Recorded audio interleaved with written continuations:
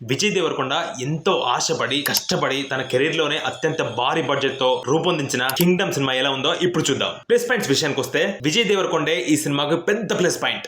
Locations, visuals, fight scenes, అన్నదమ్ముల మధ్య ఉన్న బాండింగ్, అనిరుద్ అందించిన బ్యాక్గ్రౌండ్ మాత్రం అదిరిపోయింది. డైరెక్షన్ సూపర్ గా ఉంది. విజయ్ దేవరకొండ, సత్యదేవ్ విలన్ గా నటించిన వ్యక్తి, ఇలా అందరి యాక్టింగ్ సూపర్ గా ఉంది. ఫస్ట్ హాఫ్ అయితే ఓ రేంజ్ అంతే. ఇక మైనస్ విషయానికి వస్తే సెకండ్ హాఫ్ కొద్దిగా కన్ఫ్యూజన్ గా ఉంది. First half expectations second half reach చేయలేకపోయింది. లాస్ట్ 1 hour కొద్దిగా బాగుంటుంది, అదిరిపోయింది సినిమా. ఏదేమైనా సినిమా మాత్రం బాగుంది. విజయ్ దేవరకొండ కట్అవుట్ కి ఈ సినిమా సూపర్ గా సెట్ అయింది. ఓవరాల్ గా చూసుకున్నట్లయితే రౌడీ ఫ్యాన్స్ మాత్రం ఫుల్ ఖుషి అవుతారు ఈ సినిమా చూసి. థియేటర్ లో చూడాల్సిన సినిమా.